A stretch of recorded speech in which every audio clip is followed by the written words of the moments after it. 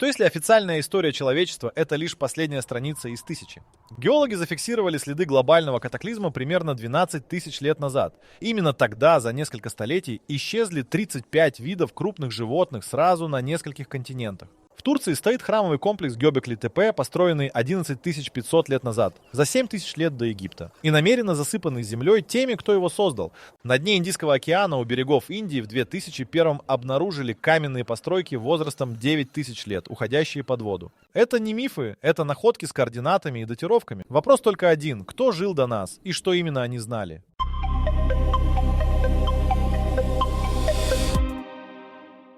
Череп из Перу хранится в музее с табличкой «Аномальный экземпляр». Его объем составляет 2800 кубических сантиметров при норме в 1400. Это не болезнь и не деформация бинтованием. Структура черепных пластин полностью отличается от человеческой. Их 3 вместо обычных 4, а теменная кость единая. ДНК-анализ, проведенный в 2014 лаборатории в Техасе, показал митохондриальные мутации, не совпадающие ни с одной известной человеческой группой. Подобные черепа найдены в Египте, Мальте и Боливии. В Пакистане в 26-м обнаружили Мохенджо-Даро, город с населением около 40 тысяч человек, существовавший 4000 лет назад.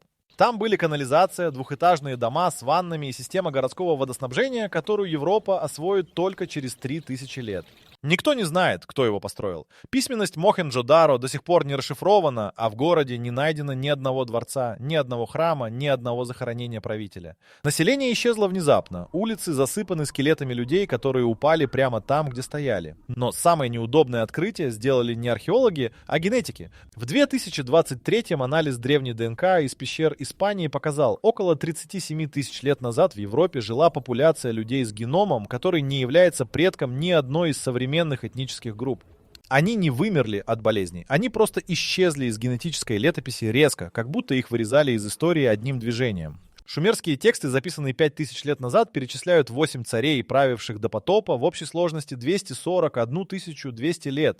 Историки называли это мифом. Пока в 98-м не нашли в Ираке царские списки, совпадающие с шумерскими по именам и последовательности, но датированные независимо. Цифры правления абсурдны с точки зрения биологии, но сам факт существования единого списка правителей до катаклизма уже данность. Платон в 430-м до нашей эры описал Атлантиду с точными координатами, размерами и датой гибели. 9000 лет до его времени. Он называл конкретные детали: концентрические каналы, металл Орехалк, армия из 10 царей. В 2016-м у берегов Азорских островов на глубине 40 метров зафиксировали правильные каменные структуры с прямыми углами площадью около 8 квадратных километров. Азорский архипелаг – вершины подводного горного хребта, который 12 тысяч лет назад стоял значительно выше уровня моря.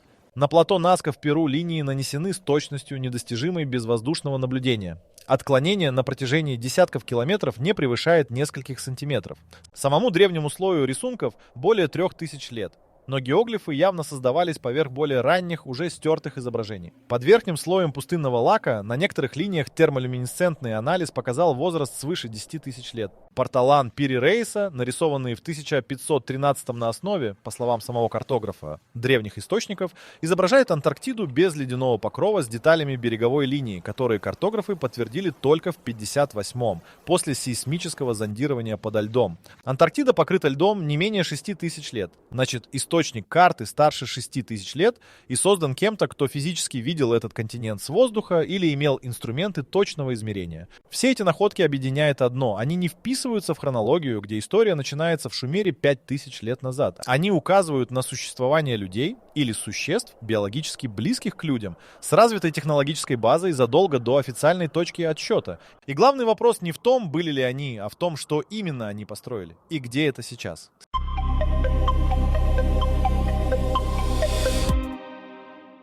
В египетском храме Сети I в Абидосе на потолке высечены иероглифы, которые египтологи объяснить не смогли. Их сфотографировали в 1989-м, и снимки облетели весь мир. В камне отчетливо видны силуэты вертолета, подводной лодки и летательного аппарата с крыльями. Официальная версия: палимпсест, наложение двух разных надписей. Но замеры показали, глубина и угол резьбы одинаковы по всей поверхности, наложения нет. В Индии в храме Падма-Набха-Свами в 2011-м вскрыли подземные хранилища, запечатанные тысячи лет назад. В 5 камерах нашли золото, драгоценности и артефакты на сумму свыше 22 миллиардов долларов. 6-я камера с массивной железной дверью без петель и замка с изображением 2 кобр не открыта до сих пор. Дверь не имеет механизма вскрытия. По надписям снаружи она открывается только звуковым кодом, специфической последовательностью мантр. Ни один современный инженер не объяснил конструкцию. В боливийском Пумапунку блоки из андезита весом от 100 до 800 тонн обработаны с допуском в полмиллиметра. Геолог Алексей Тесленко в 2018-м провел спектральный анализ поверхности блоков и зафиксировал следы инструментального воздействия с температурой плавления выше 1200 градусов по Цельсию.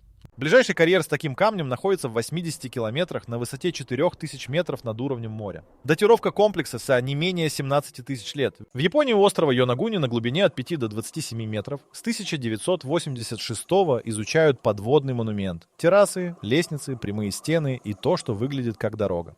Геолог Масааки Кимура из университета Рюкю 20 лет исследовал объект и установил часть структуры искусственного происхождения. Последний раз этот район был над водой 12 тысяч лет назад, в конце ледникового периода. В Сибири в 1991 в вечной мерзлоте на глубине 30 метров нашли металлические пружины диаметром от 0,03 до 3 мм из вольфрама и молибдена.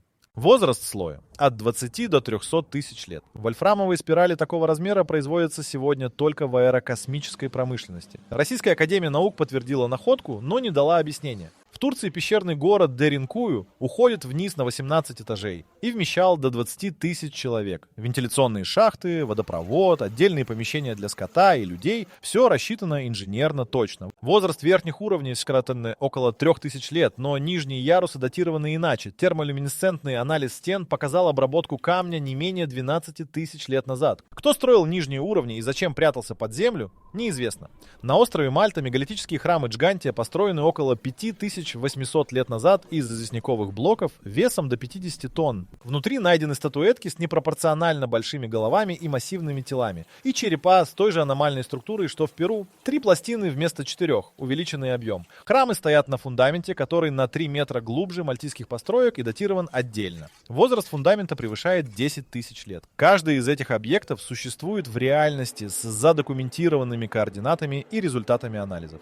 Ни один не вписывается в картину мира, где первая цивилизация появилась 5000 лет назад в Месопотамии. Вместе они образуют не случайный набор аномалий, а систему, географически распределенную, технологически связанную и хронологически привязанную к одному периоду – рубежу 12 тысяч лет назад, когда что-то произошло с планетой.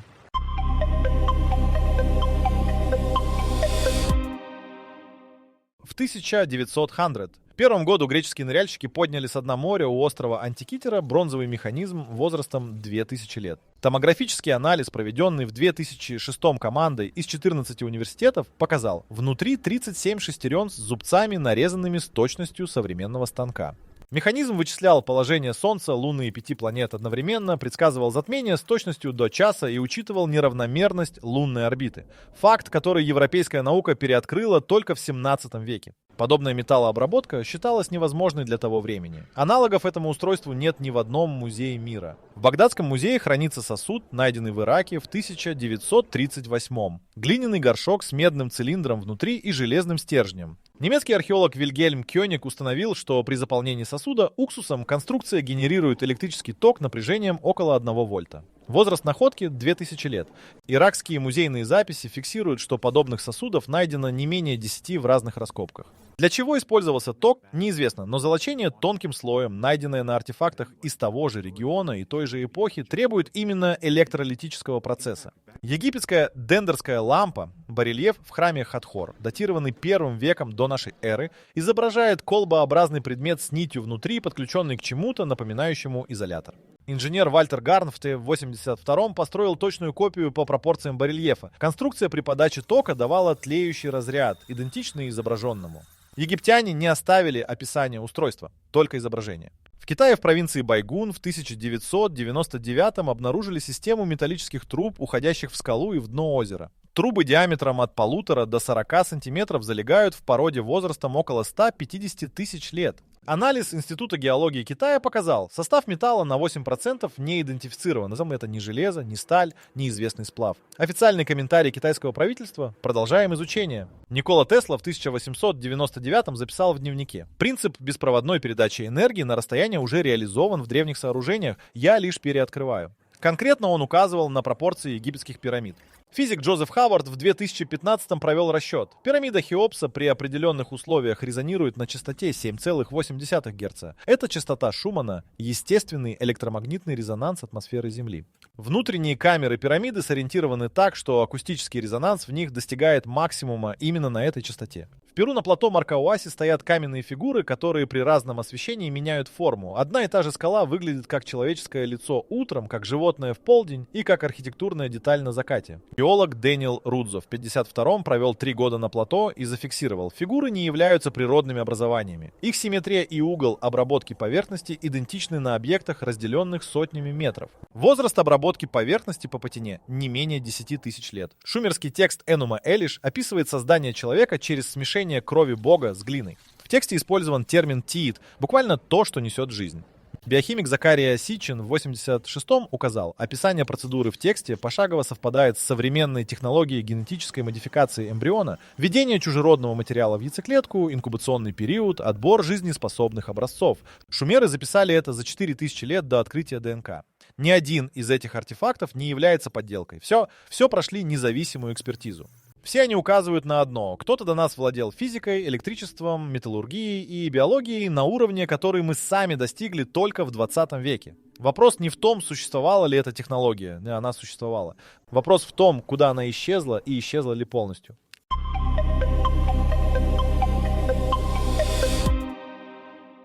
10 800 лет до нашей эры Земля за несколько десятилетий потеряла треть ледникового покрова. Уровень мирового океана поднялся на 120 метров. Не постепенно, а импульсами, каждый из которых затапливал прибрежные территории за срок жизни одного поколения.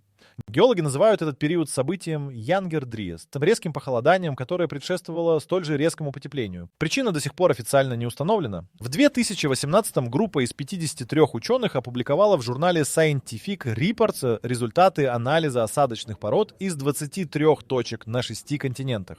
Во всех точках на глубине, соответствующей рубежу 12 800 лет назад, обнаружен идентичный слой: платина, наноалмазы, сферулы расплавленного железа и иридий. Такое сочетание элементов на поверхности Земли возможно только при одном условии – ударе космического тела или серии ударов. Этот же слой содержит следы массового пожара. Концентрация сажи в нем в сотни раз превышает фоновые значения. Мамонты в Сибири и Канаде погибли в течение нескольких часов. Это установлено по содержимому желудков. Непереваренная трава и цветы, которые растут летом. Туши сохранились в вечной мерзлоте в позах, указывающих на мгновенную гибель, а не на постепенное замерзание. Температура, при которой органика замерзает без разложения, минус 40 градусов и ниже. Эта температура должна была наступить за минуты, а не за дни. Сибирская равнина 12 тысяч лет назад была степью с умеренным климатом Тывала и превратилась в зону вечной мерзлоты практически мгновенно. Каролинские бейсы, продолговатые овальные кратеры, ориентированные в одном направлении, разбросаны по территории США от Небраски до Флориды общим числом около полумиллиона. Все они направлены с северо-запада на юго-восток. Геолог Майкл Эйджи в 2021 установил: их форма и ориентация соответствуют следам от удара роя объектов, вошедших в атмосферу под острым углом с северо-западного направления. Возраст кратеров около 12 800 лет. Мифы о потопе существуют в 207 независимых культурах на всех континентах.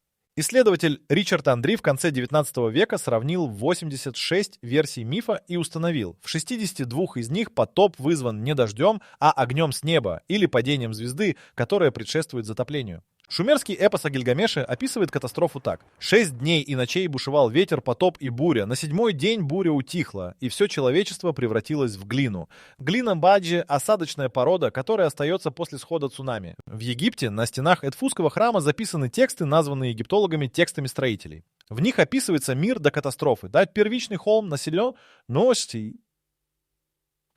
сияющими, которые владели знанием и были уничтожены великим врагом в виде змея. После гибели сияющих выжившие пришли в Египет и передали жрецам чертежи и инструкции для строительства храмов точно по образцу утраченных. Египтяне таким образом сами описывали себя не как создателей цивилизации, а как наследников. Берег Черного моря скрывает затопленные поселения на глубине от 100 до 150 метров. Американский океанограф Роберт Баллард в 1999-м обнаружил у берегов Турции деревянные постройки, каменные орудия и следы пахоты на дне моря на глубине 100 метров. Радиоуглеродный анализ дерева дал возраст 7000 лет. Черное море стало соленым и соединилось со Средиземным именно в тот период, когда уровень воды поднялся настолько, что пробил Босфорский перешеек. Поселения ушли под воду за срок жизни 1-2 поколений. Катастрофа 12 тысяч лет назад не была медленным климатическим изменением. Это был удар, возможно, серия ударов, после которого планета изменилась физически, сдвинулись береговые линии, исчезли целые экосистемы, замерзли территории с умеренным климатом. Все, что было построено на побережьях и равнинах, ушло под воду или под лед. И если до катастрофы существовала цивилизация, большая ее часть сейчас находится на дне океана на глубине от 100 до 120 метров вдоль всех континентальных шельфов мира.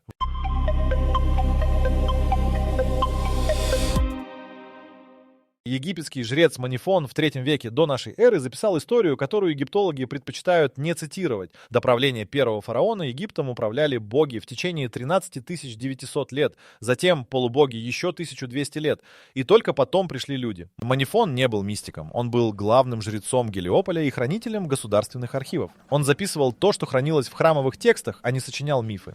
Египетский Туринский папирус, датированный 1270 до нашей эры, содержит список царей, идентичный по структуре списку Манифона. Сначала боги, потом полубоги, потом смертные правители. Папирус хранится в Туринском музее с 1822 и является подлинным документом эпохи Рамзеса II. Египтяне не разделяли свою историю на мифическую и реальную. Для них это был единый непрерывный список. В Индии текст Махабхарата описывает прибытие учителей с севера, из земли, которую называют Шамбала или Утаракуру, расположенной за горами. Учителя принесли Веды, систему знаний о мироздании, медицине, астрономии и управлении. Санскритолог Дэвид Фроули установил, астрономические данные в Ведах соответствуют положению звезд не 3000 лет назад, когда тексты были записаны, а 8-10 тысяч лет назад, когда они, по всей видимости, были составлены впервые. В Мексике ацтекские хроники фиксируют приход белокожего бородатого человека по имени Кецалькоатль с востока, из-за большой воды. Он обучил народ земледелию, астрономии, строительству и письму, а затем уплыл обратно, пообещав вернуться. Идентичный персонаж в культуре инков называется Виракоча, в культуре майя — Кукулькан. Все три описания совпадают по внешности, направлению прихода и набору переданных знаний. Три независимые цивилизации, разделенные тысячами километров, описывают одного и того же человека. Шумерские тексты называют передатчиков знаний Апкаллу. 7 мудрецов, пришедших из воды после катастрофы. Каждый из них передал определенную область знания. Один — строительство, другой — медицину, третий — астрономию.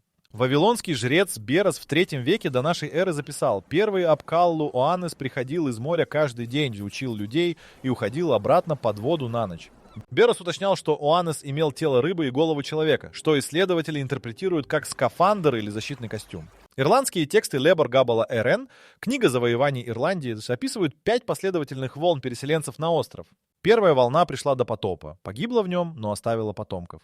4-я волна, племена богини Дану, принесла 4 магических предмета — камень, копье, меч и котел. Ирландские медиевисты установили, описание этих предметов функционально совпадают с навигационными инструментами, оружием направленного действия и устройством для переработки пищи. То есть технологиями, а не магией. Греческий философ Солон в VI веке до нашей эры посетил Египет и записал рассказ жреца Иссаиса. Жрец сказал буквально следующее: «Вы, греки, все дети. У вас нет старых знаний, потому что было много гибели людей. И каждый раз выжившие были неграмотные, и все начиналось заново». Жрец описал Атлантиду не как легенду, а как исторический факт из египетских записей и добавил: «Египтяне сохранили знания, потому что Нил защищает их от небесного огня, а горы — от потопа». Паттерн одинаков во всех культурах. Катастрофа, выжившие носители знания, приход учителей к примитивным народам, быстрый технологический скачок этих народов. Шумеры за 200 лет создали письменность, математику, астрономию и право. Скорость, необъяснимая органическим развитием.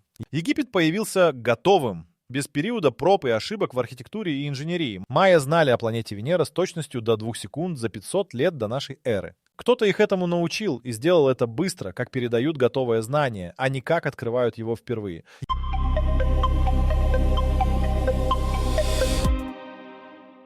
Пирамида Хеопса ориентирована по сторонам света с отклонением в 0,03 угловой минуты. Это точнее, чем современный Гринвичский меридиан, установленный в XIX веке с помощью лазерных инструментов. Длина основания пирамиды, деленная на высоту и умноженная на 2, дает число π с точностью до 6 знаков после запятой. Соотношение высоты к периметру основания равно соотношению радиуса Земли к длине экватора. Египтяне эпохи строительства не имели, согласно официальной хронологии, ни десятичной математики, ни геодезических инструментов. Геолог Роберт Шох из Бостонского университета в 1991 провел анализ выветривания Большого сфинкса. Вертикальные борозды на теле статуи характерны исключительно для водной эрозии, ни ветровой и ни песчаной. Для образования таких борозд глубиной до метра необходимо несколько тысяч лет проливных дождей. Последний период устойчивых осадков в регионе Гизы закончился около 7-9 тысяч лет назад. Значит, сфинкс стоит минимум 9 тысяч лет, на 5 тысяч лет старше официальной даты. Египетский текст «Инвентарная стела», найденная в Гизе и датированная эпохой Хеопса, содержит фразу, которую египтологи предпочитают интерпретировать расширительно. Хеопс описывает сфинкса как уже существующий древний монумент, требующий реставрации. То есть сам Хеопс, которому приписывают строительство комплекса, говорил о сфинксе как о древнем сооружении. Либо стела, позднейшая подделка, либо сфинкс, старше Хеопса на 1000 лет. Внутри Великой пирамиды в 1993-м немецкий робот Up-Out прошел по вентиляционной шахте камеры царицы и уперся в каменную дверь с медными ручками. В 2002-м второй робот просверлил отверстие в двери. За ней оказалась небольшая камера и еще одна дверь. В 2011-м третий робот обогнул первую дверь и выяснил, шахта не является вентиляционной, она заканчивается тупиком с обеих сторон и никуда не ведет. Что находится за второй дверью, неизвестно. Египетские власти закрыли доступ для иностранных групп. Храм Осириона в Абидосе построен из гранитных блоков весом от 100 тонн и выше, врытых в землю на 6 метров ниже уровня храма Сети I, построенного рядом 3200 лет назад. Стиль кладки Осириона идентичен долинному храму у Сфинкса. Массивные блоки без украшений, без иероглифов, без росписей. Египтолог Маргарет Мюррей в 1904 установила, Осирион значительно старше окружающих построек, но египетские власти официально датируют его тем же периодом, что и храм Сети, не приводя геологических обоснований. Карта звездного неба над Гизой в положении на 10 500 лет до нашей эры показывает, 3 звезды пояса Ориона находились в точности в том же соотношении, что 3 пирамиды Гизы на Земле по размеру, расстоянию и углу отклонения от севера. Астроном Роберт Бьюэлл в 1983 рассчитал эту корреляцию и опубликовал в журнале Archaeoastronomy. В эпоху Хеопса 4500 лет назад пояс Ориона не совпадал с этой конфигурацией. Пирамиды спроектированы под небо 10-тысячелетней давности. Эдфусские тексты строителей прямо указывают, первые храмы Египта строились по чертежам, принесенными выжившими с острова, погибшего в катастрофе. Этих людей тексты называют шептиу, те, кто пришли первыми. Они выбрали место, провели ритуал основания, установили ориентацию по звездам и передали жрецам сакральный план, физический чертеж на папирусе или камне. После этого шептиу ушли. Куда? Тексты не уточняют. Египет не развивался. Он появился. Между додинастическим периодом с примитивными рисунками на камне и первой династией с полноценной письменностью, математикой и монументальной архитектурой нет переходного периода. В других цивилизациях этот переход занимал тысячелетия. В Египте его не было вообще. Это не загадка стиля. Это хронологическая аномалия, которая объясняется единственным логичным способом. Кто-то передал готовое знание народу, который только начинал оседлую жизнь.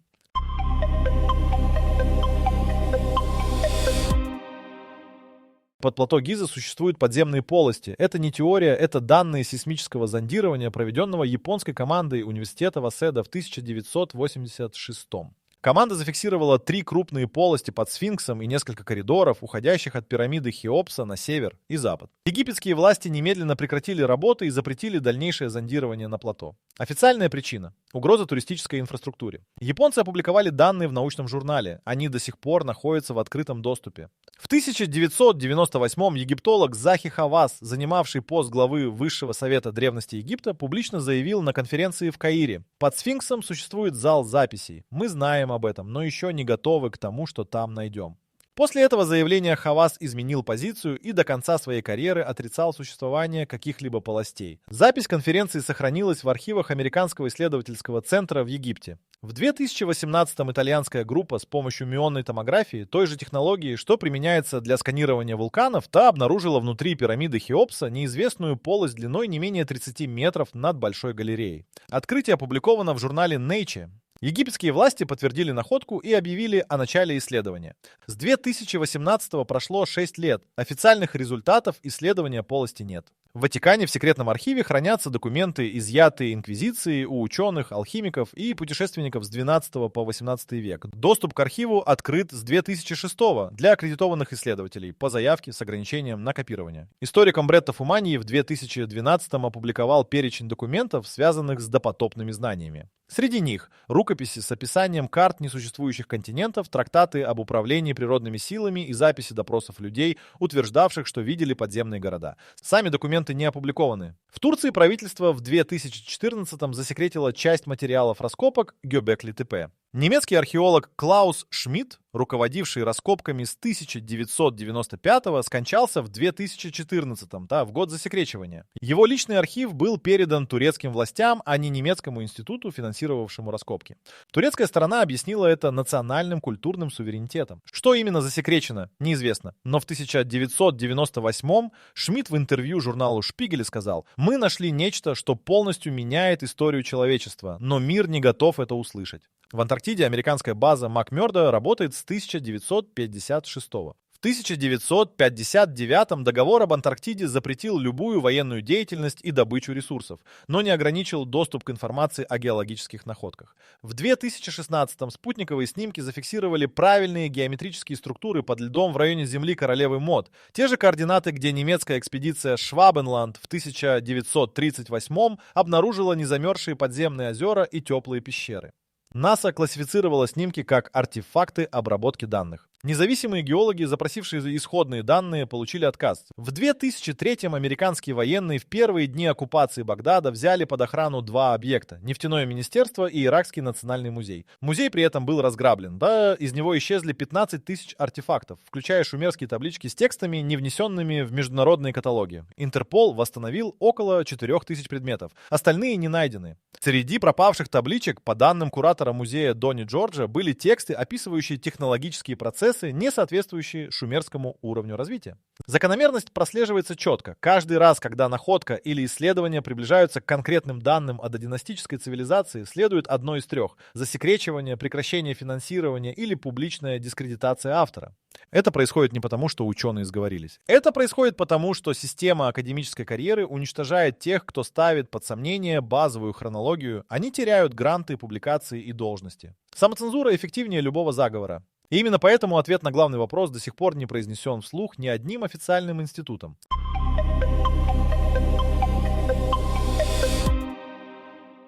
В начале этого рассказа прозвучал вопрос: что если официальная история человечества — это лишь последняя страница из тысячи? Теперь, после всех фактов, можно дать точный ответ: это именно так. И доказательства этому лежат буквально под ногами, на дне океана и в засекреченных архивах одновременно. Цикл повторяется, это не метафора, это геологический факт. Земля пережила не один глобальный катаклизм, а серию. Слои осадочных пород на всех континентах фиксируют периодические события массового вымирания с интервалом примерно в 12 тысяч лет. Последнее — рубеж 12 800 лет назад. Предыдущее — около 25 тысяч лет назад. Еще одно — около 41 тысячи лет назад. Астрофизик Пол Лавиолет в 1987 опубликовал расчет. Источником периодических катаклизмов является галактический центр, выбрасывающий волны космического излучения с регулярностью, сопоставимой с этими интервалами. Майянский календарь заканчивался не в 2012-м, он фиксировал конец одного цикла и начало следующего. Длина цикла по майянскому исчислению 5000 бай 25 лет. Индийская концепция юг описывает 4 эпохи с убывающей продолжительностью, и мы находимся в начале новой Сатья-юги, которая следует за разрушением предыдущего мира. Шумерские тексты прямо говорят: потоп был не первым, до него был огонь, до огня тьма. 3 независимые системы летоисчисления описывают один и тот же циклический процесс. Что это означает практически? Цивилизация, существовавшая до нас, знала о цикле.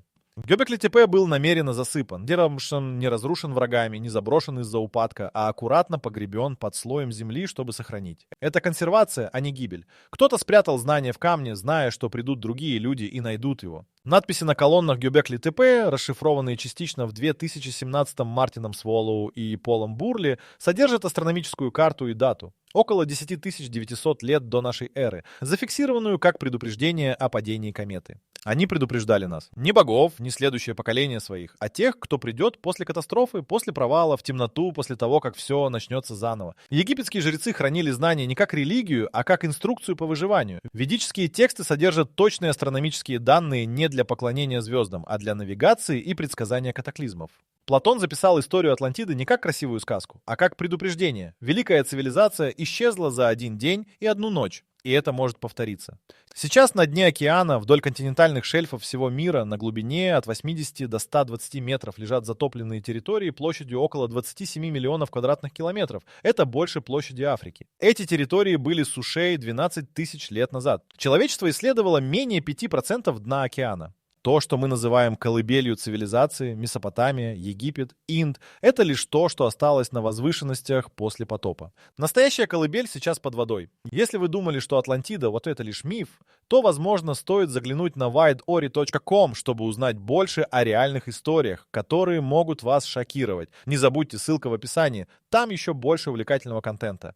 В 2023-м геофизик Рам Кумар Упретти из университета Дели опубликовал расчет следующего пика галактического излучения. По его модели максимум приходится на период между 2080 и 2120 годами. Это не апокалиптическое пророчество, это физическая модель с погрешностью в 30 лет. Люди, которые жили 12 тысяч лет назад, вероятно, тоже знали дату. И они успели спрятать знания в камне. Ответ на вопрос изначально звучит так. История человечества не начинается 5000 лет назад в Шумере. Она начинается значительно раньше и уже прерывалась минимум один раз катастрофой планетарного масштаба.